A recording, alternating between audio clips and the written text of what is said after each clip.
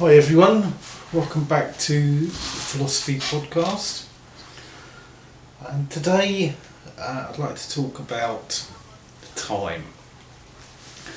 This is a fascinating subject, and it's one that physicists admit they don't really have much understanding of.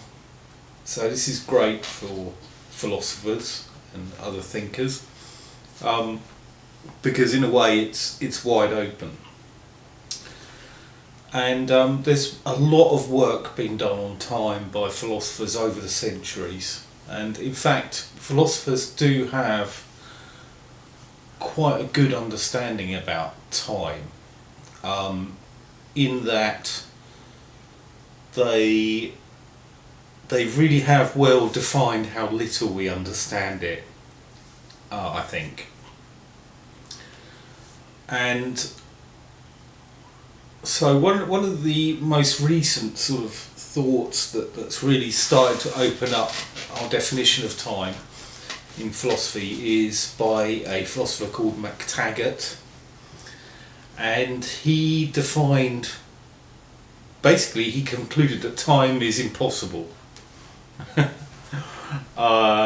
Which is an interesting conclusion. I'm not sure I agree with it, but and his argument was one that uses logical space, which I will talk about in another video, and he says there's really only two ways time can be that we know of, and he calls them the A series of time and the B series of time. So the A series is what we normally think about time. So you've got the past, present and future.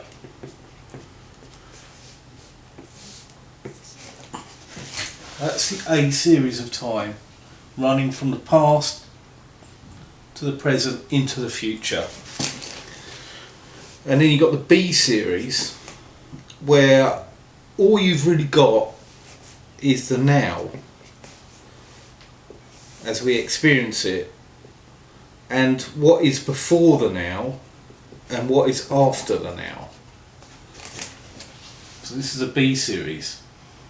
So really the B series has been compared to space, in that in a spatial dimension you can be here, and there's nothing particularly special about here compared to over here or over here.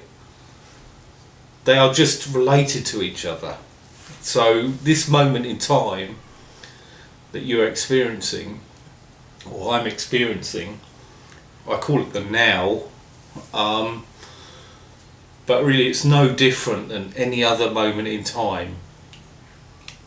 They're just, we can refer to them as before or after a particular point. So this moment now is after the Battle of Hastings in 1066, and it's before the sun turns into a red giant, which is a number of billion years from now, most likely.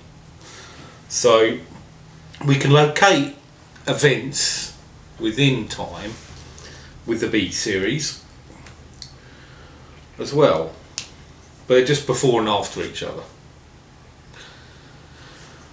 Now this makes it a slightly interesting question. Well, why do we experience a particular part of the B series as different than other parts? And the part I'm talking about is the now. So this is a bit of a mystery. What we do know is that at all points on the B series where I exist, I will have experience of what I call the now. Now the B series is much more like the way science would see time than the A series, which is probably more of our common sense view of time. Where the reason that the now is in the A series, the reason why the now is so different than everything else is actually it's the only thing that exists. The past has been and gone, and the future has not happened. Whereas in the B series, there's nothing really particularly special about the now, and in fact the past exists, and so does the future. Now, a lot of thinkers have thought, well, this has implications for free will. That if the future already exists, what does that say about free will? Here I am sitting here trying to decide some issue, you know, and actually the B series is saying I've already decided that, and it's actually happened, and all the consequences of that decision have happened. I'm just not aware of it yet. So what's the point of me making a decision? And this is really wrong-headed, actually. And it's actually, if you think about it, it's mixing up these two ideas of time in their heads, really. Because in the future, if it exists right now, then I exist right now in the future. I'm not aware of that, but once I get there into the future, I will be aware of it.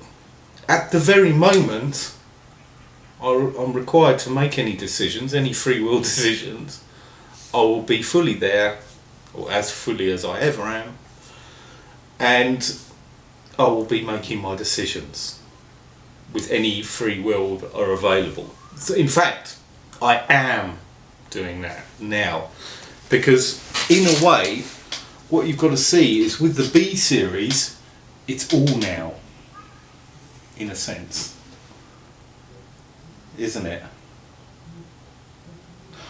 We're only aware of a particular portion of the now, or most of us, I assume you, I'm certainly normally only aware of a particular portion of the now, a particular portion of time. And if it is the B series and not the A series, then I'm probably aware, well, I have been aware in the past at all points where I was awake, and presumably I will be at all points in the future where I exist. And if I feel like in this very moment that appears to me to be the now, if I feel like I can make decisions, then why not at any of these other points? Because they're all exactly the same, just as these were. Yeah. So they're kind of getting mixed up between the A series and the B series, really. And the funny thing about the B series is it's more now than the A series. It's all now. Where we exist, in which we exist. So in fact, there's no problem with the B series of time for free will. So if anyone ever tells you there is, just point this out to them. It's all now. There's no difference between any point in the B series, any point of time in the B series, than this very point now. And so anything I may have in this very point now, or you may have in this very point now, you also have in any point where you exist in the B series. And it's only points in time where we exist where we care about whether we can make decisions, free decisions. So in another video I talked about how perhaps free will might work in a technical sense, but this is particularly to do with the A series and the B series of time. So that's a quick video about time, about McTaggart's definition of time. He concluded that time is unreal because he said, well, none of these concepts make any sense. Before and after doesn't make sense, past and future doesn't make sense. And I think from a spiritual perspective, one of the things we learn is that maybe time doesn't exist the way we think it does. But what if everything is happening now, just like in the B series? What if all the events of the universe were one event? Just not even in a time, but just an event. Because time you need at least two events really for what we think of as time. You need state A, that's the beginning state, and then it changes to state B, the next state. So you really need two states for what we normally think about as time, because you need change. This is change from state A to state B. Yeah. But what if there's no time? So rather than there being a state A and a state B, C, D, E, F and billions of letters on, as we perceive time, what if there was only ever state A and all events happened, or are, all events are,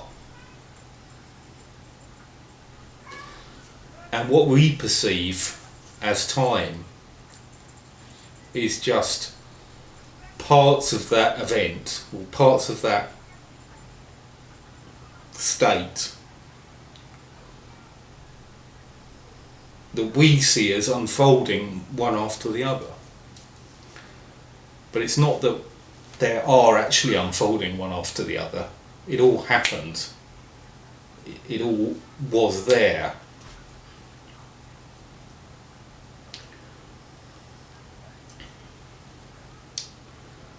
So this is a radically different conception of time than what we're used to. And in fact, it's really to say there is no such thing as McTaggart concluded. There's no such thing as time. That means there's no such thing as change.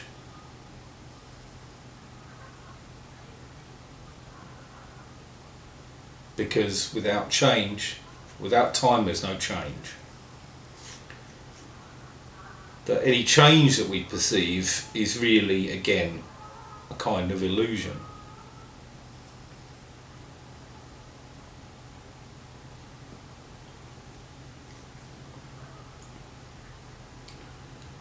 And where this really starts to impact my own thinking at this time is where we're considering about how it might be possible for source to actually be all perspectives in the universe. One of the reasons why I sort of have a trouble with that, including my own perspective obviously, one of the reasons I have a trouble with that is how can source be at the same time in different perspectives? If there is no time, if time is an illusion, there's no issue with that. There's no need for source to quickly go from this perspective and this perspective and this perspective, you know. That's just us using our temporal concepts to try to understand something that isn't temporal. Because temporality, time, is just it's just a part of the human experience, perhaps. Just a part of this 3D world, this hologram, perhaps. This dream.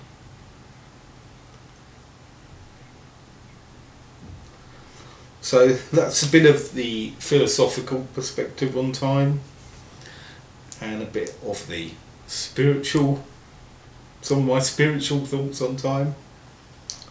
Be interested in any insights you've got on time, and I hope this sets off some thinking for you, and